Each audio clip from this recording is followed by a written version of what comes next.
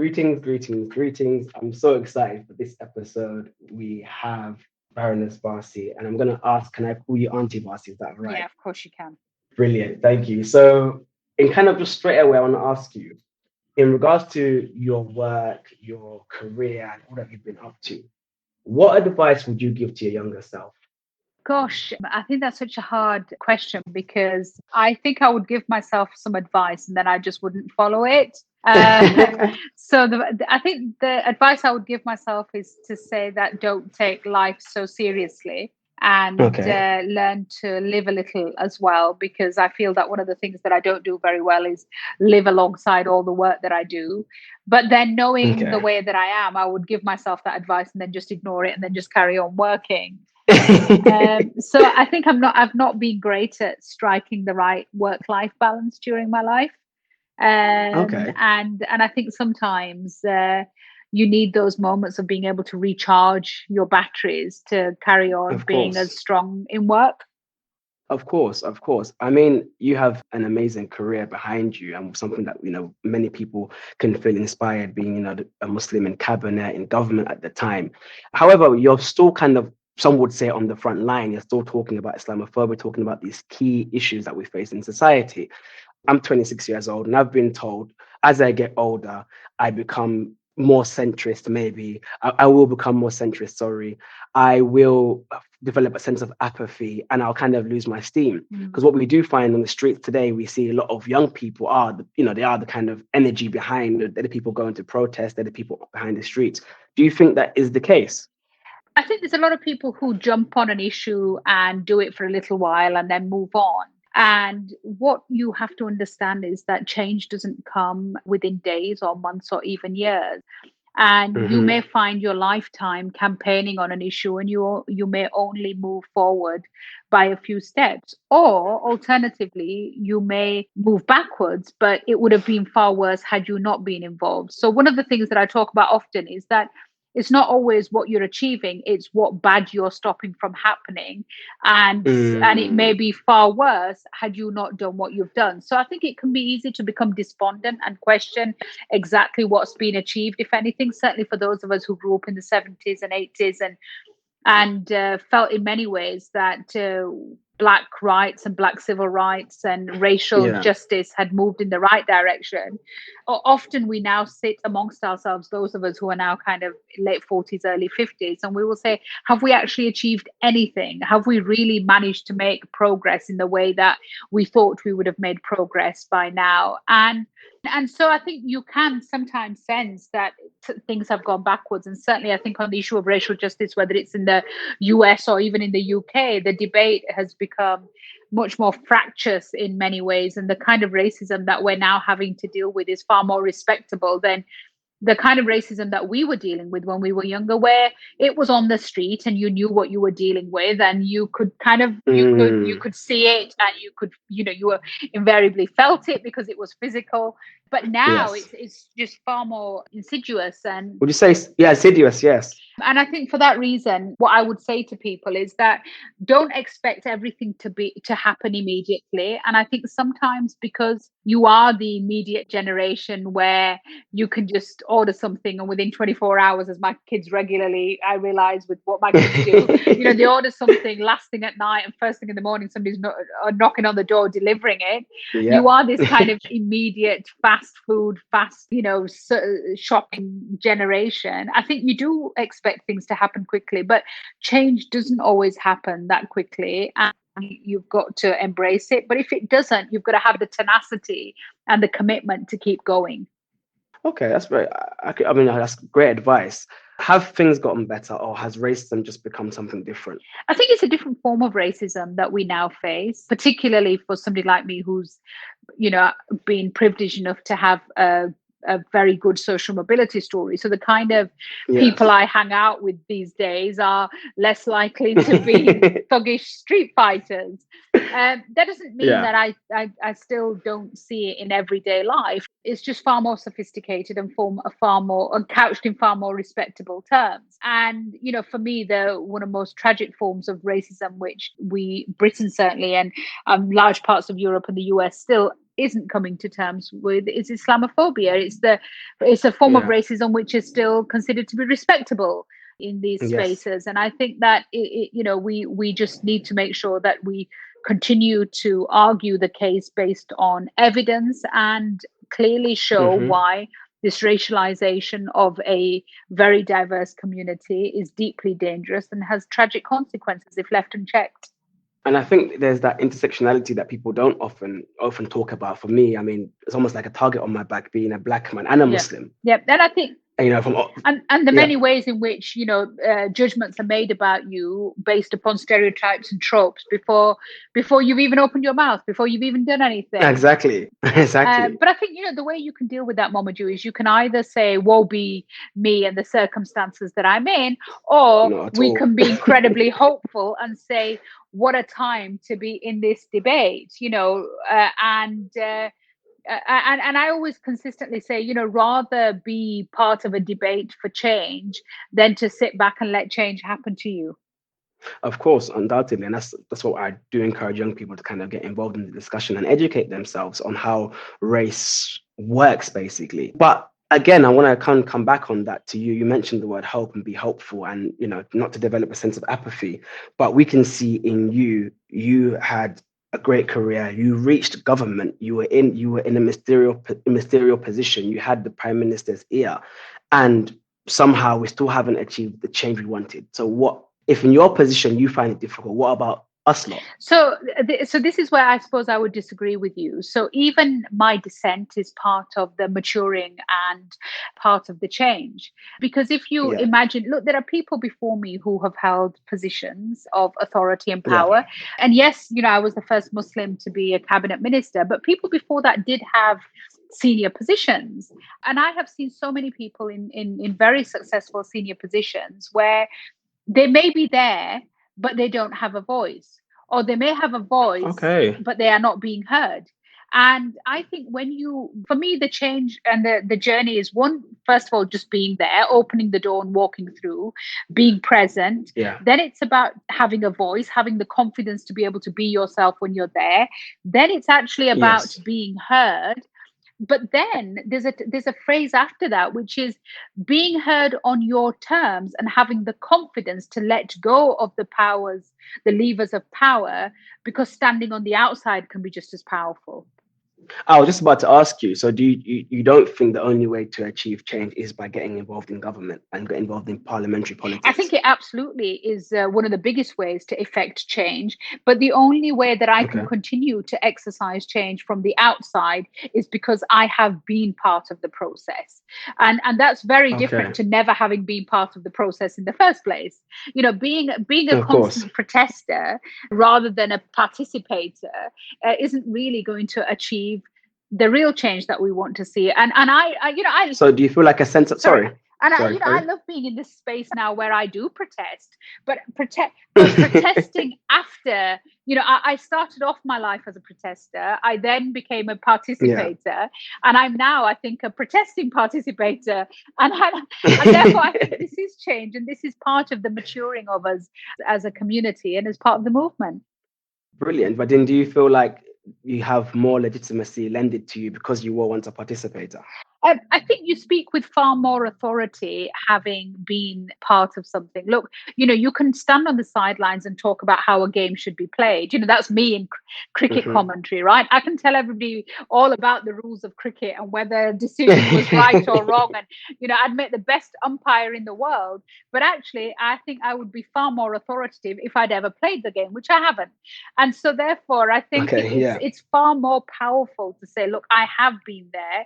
I know how this works. I've seen this policy up close. I've made this policy, and I've seen the reasoning behind these statements and this policy. And this is why I believe it's wrong, and this is how I think it can be better. I think that's very interesting because the way kind of parliamentary politics is now has become so divided and so divisive. You have a left which is quite left, and you have a right which is quite right, and people somehow. What would be your advice to young people in getting involved in politics? Should we have kind of immovable positions that we're unwavering in, or is it about compromise?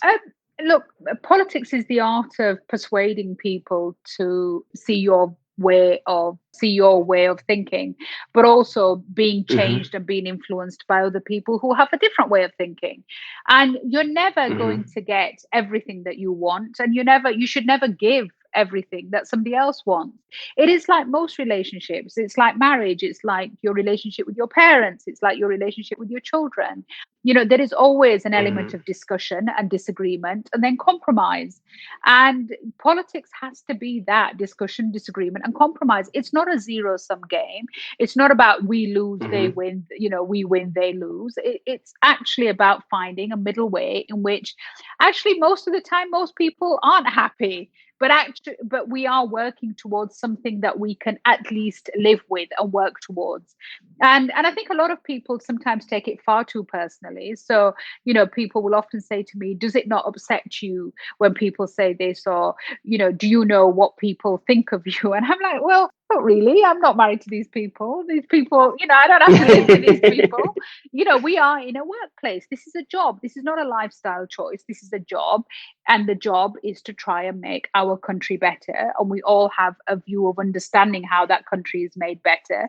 And we are all custodians of our country at any one time. And we are all custodians of our political parties at any one time. It doesn't belong, this Of course. country doesn't belong to Boris Johnson, and the Conservative Party doesn't belong to Boris Johnson. And therefore, Very good point. I Very have to good play point. my part in saying that if I am a loyal citizen and our faith absolutely teaches us to be loyal citizens, then one of the biggest tests of loyalty is whether or not you're going along with an unfair, unjust government, or whether you are actually taking part to make it more fair and more just. I totally agree with that. How is the country faring right now in terms of its approach to race relations? The language that's being used. What would you say? And again, you mentioned Islamophobia, which is a part of the discussion, but I think right now with what happened in America and George Floyd, we have, especially Black History Month as well, we're talking about its relationship with its Black citizens, particularly. For example, we have, I don't know if I'm sure you're aware of the Doreen Lawrence report when she spoke about the disparities in COVID and why ethnic minorities are disproportionately affected and so on and so forth. So we do have an institutionalized racism problem within the UK. But then the issue then when what many young people are saying then is okay, we do have this issue. Government has chosen to respond by setting up someone to lead an inquiry who said flat out right there's no such thing as institutional racism. So how do we challenge that? How do we get involved in those kind of discussions? I think there's a very dangerous narrative that's developing both in British politics, but also in the US and more broadly in Europe, that Yeah. somehow we are a post-racial society, and that Yes. we can all live in this perfect utopia of colorblindness, and the reasons that we're held back is to do with anything but race. And yes, we'd all like to live in the world that we'd like it to be, but it's not. We have to live in the world that is. And there is no Mhm. doubt from the race disparity audit and all the reports from the McGregor Smith report, the Lamy review, there's a plethora of Yeah. reports which clearly show that there is a real issue in relation to institutional racism and bias and challenges to people because of the color of their skin in the United Kingdom. Mhm. And the stupidity of the argument to try and say that, well, look, I, as a working class British Muslim, made it to the top table in the land. I have also had the Mhm. privilege of having great financial success. I cannot Yeah. therefore say, and therefore all you people of Asian or Black or Muslim backgrounds who haven't achieved what I've achieved haven't done it because there's fundamentally something wrong with you, rather than the fact that you face barriers. You can't take these Yeah. single examples. People continuously, you see them standing up and say, well, I did this and I made that, and therefore the rest of you should have achieved the same, and if you didn't, it was somehow your fault. And It's so interesting you mentioned that because I actually that was exactly my next point. And my next point was a tweet that you put out on the 27th of October. You retweeted former Chancellor Sajid Javid when he says the left really, really do detest ethnic minority Tory cabinet ministers. And you responded, that's not universally true, Sajid. Don't think the left detested me when I was Tory cabinet minister, although many on the right did still do for holding the mirror up to racism within our ranks. And I don't want to get into specific names, but there was kind of concerted effort on that day and on this week to say that people just hate successful brown and black people. That's the main issue. And I feel that's quite an unfair categorization, on which you just touched on. So I'd like you to touch on that further if possible. As you said, how the narrative of, oh, well, they let me through the gate, therefore everyone else is the problem and not me. Yeah. How do we kind of tackle that narrative? I mean, I think this has existed throughout history, where there's always been people who deny their communities' experiences, because by doing so, it makes them far more palatable and acceptable to sometimes, people who are part of causing the problem to those communities. And I just find that a really distasteful kind of statement to make. Oh, the left hate all BAME cabinet ministers.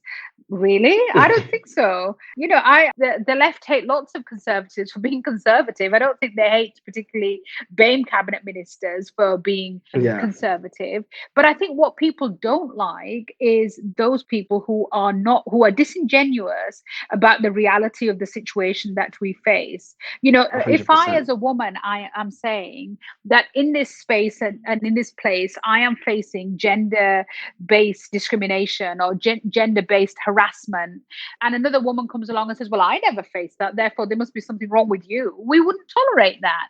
So why do we feel that one Black person or person of color can somehow disempower the experiences of large numbers of Black and brown and communities, from BAME communities? And I think this is something that's becoming a bit of an issue within the right of politics. And also what you find is you then find colleagues who say, oh, well, we can't be racist because we've got brown people and Black people in our cabinet. And that is as offensive as saying, I can't be racist because I've got my Black friend. I've got a Black friend. I got a Black friend. And, no, you're absolutely right. We moved on from that in the 80s. That defense no longer works. And so therefore, I think unless we are prepared to challenge this behavior, look, I have lots and lots of friends on the right and left of politics. I have blazing rows with friends on the left of politics about many of my views on, on the economy and on crime and justice, on taxation. I am fundamentally a small state, low tax conservative. And, and often I will argue. So conservative with a small c, is that right? Often I will argue. So one of the things I talk to a lot of British Muslims about, and they'll say, how can you be a low tax, small state conservative? And I said, well, what's the compulsory rate of tax in Islam? It's 2.5%. I said, it is far lower than the rate of tax of the British government. I said, we are fundamentally, as Muslims, we are low tax, small c conservatives. I said, there is a variety of ways in which, as a person of wealth, you can give to make society around you better. There's, and I said, but compulsory tax, zakat, is 2.5%. I said, after that, if you want to give sadaqah or lillah or fitrana or qarze hasna or a million ways that you can give, right? Our religion has beautifully given us, a plethora of ways in which we can give and be generous. But compulsory, it's set at 2.5%. And I said, and therefore, I fundamentally believe that human beings are at their best when they are inspired to give rather than forced to give, because at that point, as we've seen, most people with wealth find ways not to give anything at all. And we've seen some of the largest, wealthiest companies and individuals not pay tax and pay the smallest amount of tax. I mean, the President of the United States is one example in our lifetime. So I'm fundamentally a small state, low tax, small c conservative, and I have disagreements with people on the left of politics. But what I do not deny them is their experience and their humanity and their, and what they have faced. And I think when people of color do that to others and say, you're not allowed to have this valid opinion, okay, stand up and say, I've had a great time. And I've had colleagues who have stood up and said, I have never faced Islamophobia. And then privately, they've sat in the tea rooms with me and given me examples of where they have. That to me shows that there's something missing in their own sense of self-worth, that they feel unable to publicly talk about their experiences. There's something, actually, I feel a real sense of sympathy and concern for those people, because I would be less worried if Yeah. for my colleagues who've had these conversations with me. I'm not breaching any confidence by giving names, but colleagues who've had this conversation with me, because I would say your bigger problem is not the fact that you're detested by the left, but the fact that somehow you're detesting yourself. You've got to reconcile your own Wow. identity with yourself and how much love you have for yourself before you start talking about how much love or lack of it other people have for you. 100%, 100%. I mean, I will push back, and I won't. I don't even want to go into it, but just for the sake of the podcast, I do believe that Islam is probably more socialist, but that's another conversation for another day. That's a PhD thesis, Momadou. Exactly. I need to refer you to the teachings and writings of Ibn Khaldun, who may persuade you that actually we are conservatives. Oh, you're not going to get me on that one. But we'll move on from that point. What I do want to ask then, since the question time and time again comes up, I have my opinions, but I want to get your thoughts on this first. Matt Hancock was asked, how many Black people do you have in your cabinet? He kind of looked a bit flustered, and he said, and again, I'm not like a journalist trying to ask you, I don't want to focus on individual people. I want to focus on the topic at hand. He kind of was flustered, and he said, we have many BAME people on the cabinet. We have many BAME people in the cabinet. Then the I think it was Kay Burley kind of hit back and said, how many Black people do you have? So I'll be honest with you, I'm kind of flirting with the idea right now that, do we need to drop the BAME label? Not in terms of dividing, but in terms of recognizing that sometimes the challenges that face Black people are different to other ethnic minorities. So, for example, a good one would be Black man myself, and I've experienced anti-Blackness within our own, within majority Pakistani or Arab communities. So, I mean, that does beg the question: is the BAME a force for good, the category, a force for good, or can it hinder, for example? Because you might hear others say, oh my God, well, this BAME person made it into government, or this BAME person made it became a CEO or became the richest person, or whatever it may be. And then, sounds good, but they might say, but they weren't Black though. So I think both BAME, the term, does good and can be a force for good, but it can also be a force for effectively papering over cracks which are clearly there. So let me give you an example. One, I think it's really important that when we talk about racial justice, that we build solidarity, and we build solidarity across not just brown people and Black people and white people, but other groups, LGBT groups and other minority groups who face challenge. So if you go back to the 70s and 80s, the racial justice movement was very, very broad. And I think we need to keep making sure that biggest success on genuine equality comes when we all fight together, whatever those equalities are, women and race and sexuality and the rest of it. Where I think BAME doesn't work is that there is no doubt that the experiences of a Black man are very different to the experiences of an Asian man. The experiences of a Black man are very different to the experiences of a Black woman. The experiences of a Black man are very different to the experiences of an Asian woman. And there is a genuine discrimination around color within BAME communities. So even within I know the racism that is within Muslims, which astonishes me, considering that the very fundamentals of Islam is about being anti-racist. But the racism between Arabs and non-Arabs, the racism between Black people and brown people, the racism between European Muslims and African Muslims, the racism even within Asian communities, where the caste system, the color system. I mean, I had a friend recently whose daughter was talking about, the challenges that she was having with marriage for her daughter because they wanted to know the tone of her skin color. And she was astonished that this was still a real issue for communities. Wow. So, this is a deep form of racism. And in fact, I'm currently in the process of taking part in a program called Stand Up to Cancer, where I'm learning the art of stand-up. And one of the things that I've looked at is racism through the lens of what it is that drives us. If we push this right back to color, what does it drive us? And I said, what fascinates me is that, people who are light-skinned want to be darker-skinned. People who are darker-skinned want to be lighter-skinned. People who are light-skinned spend a fortune on, tanning studios and sun-seeking. And people who are darker skinned, this is within the Asian community, spend their whole life, and there's a whole industry Yeah. around skin lightening creams. Yeah. Yeah, Unfortunately, same as in West exactly. So Africa there as is a well. genuine, real issue around how the color or the tone of somebody's skin is somehow a reflection of how acceptable they are. And this is because,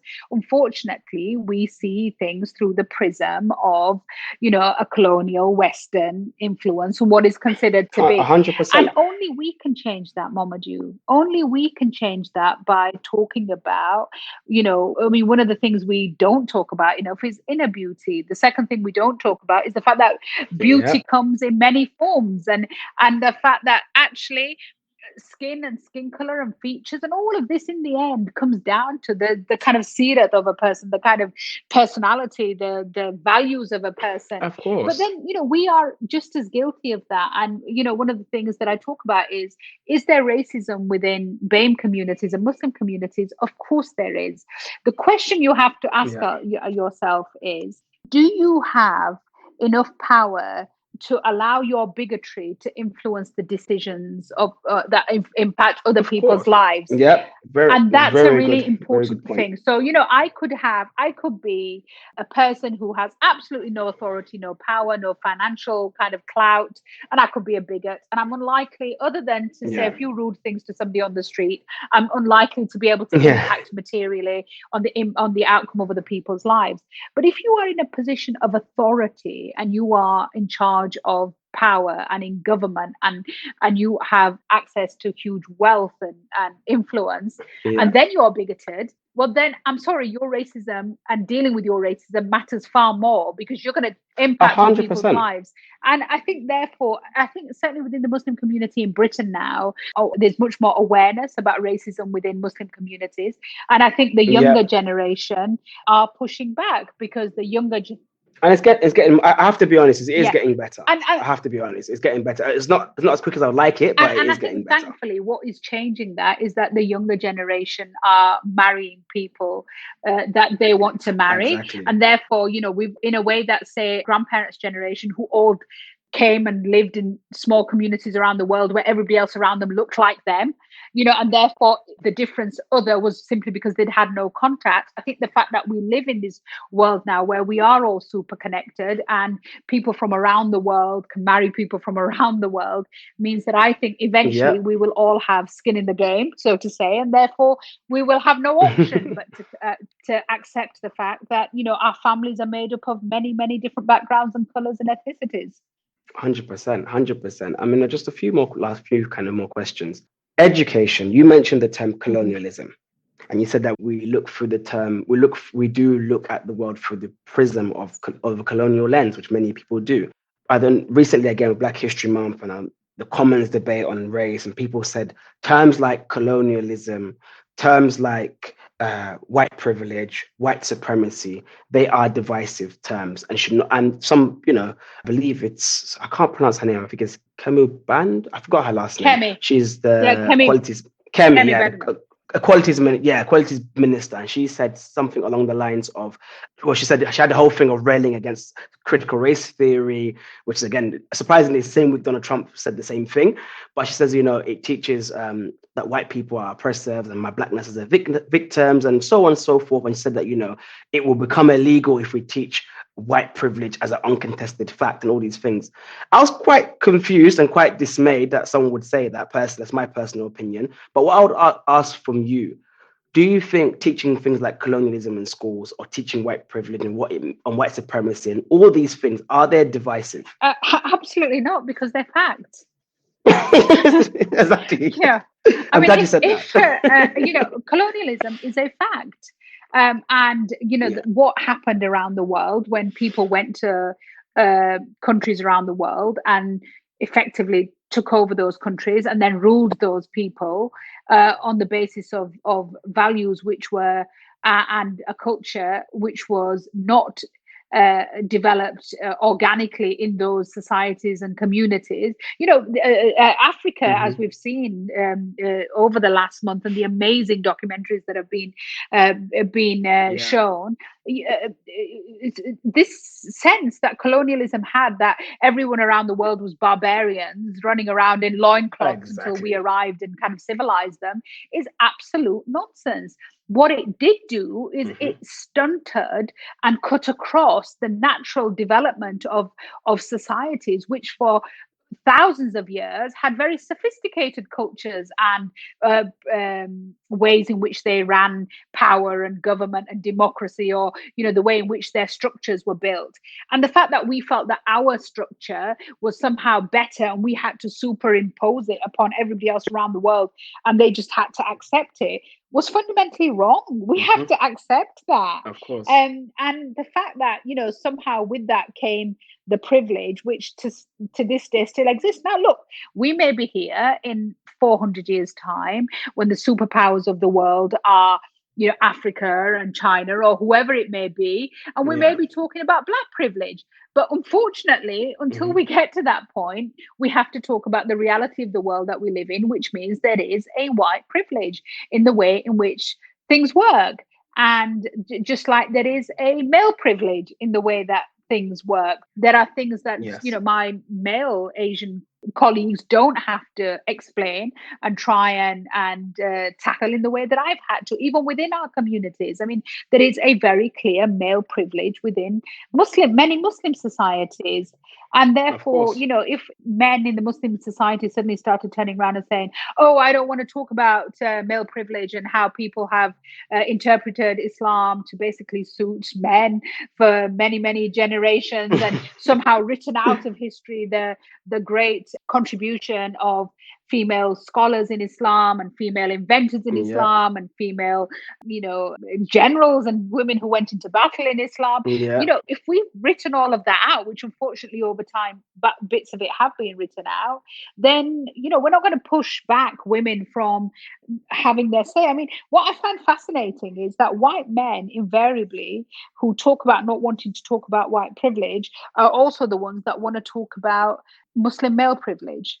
Right? I've never known Islamophobes be so committed to female rights within Muslim communities. I've never known, homophobes to be so committed to LGBT rights within Muslim communities. And it's that whole kind of old essence of when we in Britain were telling women that they could not have the right to vote, we were trying to liberate women in Northern Africa because we felt that they needed to be given rights, but we didn't feel that our own white women needed to be given rights by having the vote in London. So, I will not stand by and allow the hypocrisy of these arguments to be made when fundamentally they're not based on any evidence or fact. Yeah. And I feel like it's very telling, the stories a nation tells about itself. So, for example, we have, people like to portray Britain as this kind of altruistic state that one day was involved in transatlantic slavery, but then all of a sudden they got some kind of, they kind of developed their moral compass and became righteous, and thank God they abolished slavery. And again, that's the story that I was told. Then William Wilberforce came about and he was an abolitionist, which is only part of the story, because at the same time Britain was, yes, indeed, did abolish slavery. You had them helping the French uphold it in Haiti. Yeah. It's just very interesting how the stories we tell about. So this is the argument. This is the argument, Mamadou, of ex-extremists. So there's a big thing, isn't there, that I was an extremist and I wanted to join an extremist group and I wanted to do lots of nasty things, but then I saw the error of my ways and now I'm an ex-extremist and I have a go at all of the Muslims who I think are extreme because they're not ex-extremists. And my argument consistently is, I'm really sorry if you don't want me to pat you, if I find it difficult to pat you on the back for undoing a problem you created, right? Most of us were never extremists, and therefore most of us don't have to be ex-extremists. Most, people who didn't engage in slavery didn't have to be abolitionists. And therefore, if you're simply undoing the problems that you created, well, forgive me for not standing to ceremony on that. Exactly. And just finally, because hot topic today, what's your take on critical race theory? Why are people so against it in society these days? I'm someone who studies critical race theory, and all it says in essence is it is a tool of how we come to understand how racism works within society. Yeah.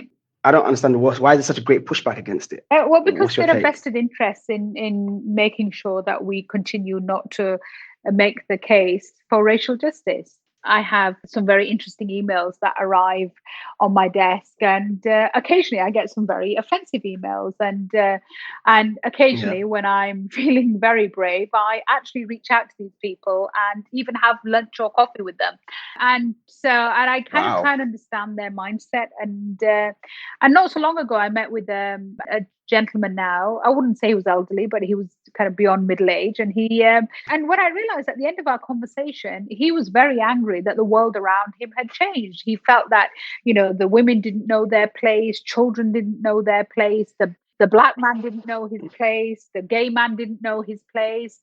And I remember finishing this conversation saying, look, and he was very angry and he felt the world had changed, but he was trying to rationalize it as to why his viewpoint was right.